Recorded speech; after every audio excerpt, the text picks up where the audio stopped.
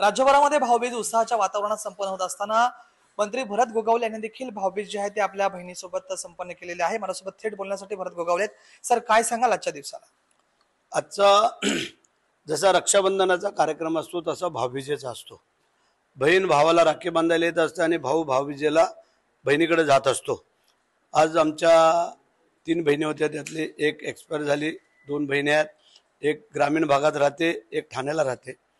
तर आज आम्ही आता आमच्या बहिणीला सकाळी मगाशी वळून आलेले आम्हाला भाऊबीज करून आता मुंबईच्या बहिणीकडे जायचं चाललंय माझं।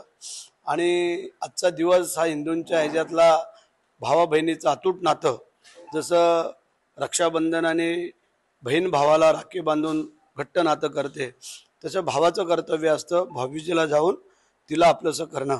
आणि अशा अनुषंगाने आज पूर्ण महाराष्ट्रात देशभर हा उत्साहाचं वातावरण आहे। आणि उद्या का दिवाळी आपली संपते, कारण 4 दिवस या दिवाळीचा कार्यक्रम मोठ्या उत्साहामध्ये असतो। अगदी नरक चतुर्थी पासून ते भाऊबीज, आपला लक्ष्मीपूजन, पाडवा आणि आज भाऊबीज आणि उद्या त्याचा सांगता समारंभ होतो। तर मी अगोदरच सगळ्यांना शुभेच्छा दिलेल्या, पुन्हा एकदा शुभेच्छा देतो, पण आमच्या सर्व लाडक्या भगिनींना आमच्या आजच्या शुभेच्छा राहत्या। दिवाळीनंतर सर राजकीय फटाके फुटणार असं विधान आपण केलं होतं, एकंदरीत काय? फटाके तर आता गेले 8 दिवस फुटता येतच, परंतु आता राजकीय फटाके फुटायला सुरुवात होईल, कारण जसे जसे उमेदवार डिक्लेअर होतील, जाहीर होतील, त्याच्यावरती पुढचं काही लोकांचं भवितव्य अवलंबून आहे। राजकीय पक्षांचं पण आहे आणि उमेदवारांचं पण आहे। आणि आम्ही जे काय मंडळी कामं करतायत त्या मंडळींना बरोबर घेऊन जाण्याचा प्रयत्न करतोय। आणि जेणेकरून खरोखर वस्तुस्थिती आहे, आम्हाला ज्यांनी 4-4 वेळेला निवडून देत आहेत, आज त्यांची वेळ आहे, त्यांना आम्हाला सहकार्य करणे। राष्ट्रवादीकडनं सांगण्यात आलंय रोहामध्ये येऊन जर कोण वल्गना करत असेल तर त्याला तर जसाच तसं उत्तर द्यायला पाहिजे। हरकत नाही ना। प्रश्न असा आहे, रोहा असेल किंवा अनेक असेल, ही काय वैयक्तिक कोणाची मालमत्ता नाही। जसं महाड, मानगाव, पोलाद आमची वैयक्तिक मालमत्ता नाही, तसं रोहा हे काय कोणाची वैयक्तिक मालमत्ता नाही। आता आव्हान देत असेल काय, येत्या काही दिवसामध्ये कळलंच, अजून आव्हानं काय असतील ती आम्ही वरिष्ठांचं मानण्याचा प्रयत्न करतोय की महायुतीमध्ये काय करावं, कसं करावं, काय करावं। आणि प्रत्येकाला आपापला पक्ष वाढवायची ताकद आहे, त्यांनी ते वाढवायचं आहे। की काही लोक आमच्याकडे येऊन हे करतायत, मग ते काय आम्ही त्यांना आव्हान करतोय? जे काय आम्हाला आमच्याकडे नसल पडत ते जात असतील, त्यांच्याकडे नसल पडत ते आमच्याकडे येत असतील, काय बीजेपीकडे जात असतील। तर कोणी असे वैयक्तिक प्रॉपर्टी किंवा मालमत्ता समजू नये। तुमच्याकडनं आतापर्यंत राष्ट्रवादीच्या नेत्यांवरती टीका टिप्पणी करण्यात आलेली आहे, काही वेळेला टीकेचा स्तर उंच होता आणि आता पुन्हा एकदा युतीचा प्रस्ताव देण्यात आलेला आहे।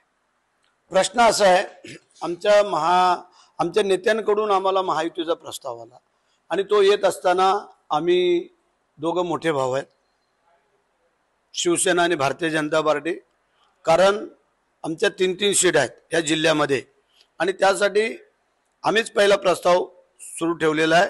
जर आपण सगळे तिन्ही पक्षाचे मिळून 7 आमदार आहोत तर 7-8-56 8-8 आमदार घ्या, आपला उमेदवार घ्या आणि 3 राहत आहेत ते 1-1 घ्या, हा आमचा प्रस्ताव होता। असं नको वाटायला कोणी काय प्रस्ताव ठेवला नाही, आम्ही आमच्याकडनं क्लिअर केलंय।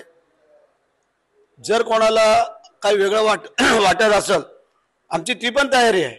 असं काय नाही आहे की आम्ही प्रस्ताव ठेवला म्हणजे आम्ही काय घाबरलोय, आम्ही काय कमी पडतोय, अशातला भाग नाही आहे।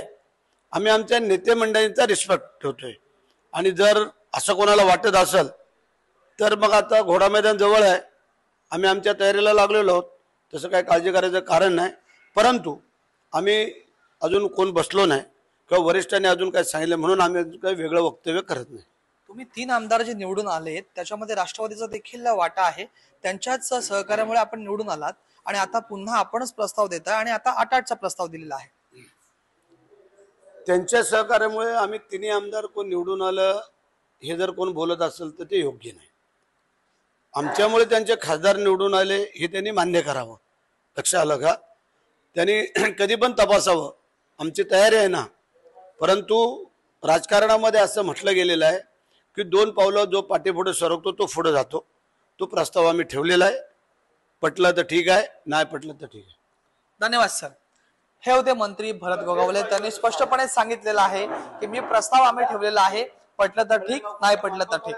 राज वैशंपायन, TV9 मराठी, महाड, रायगड.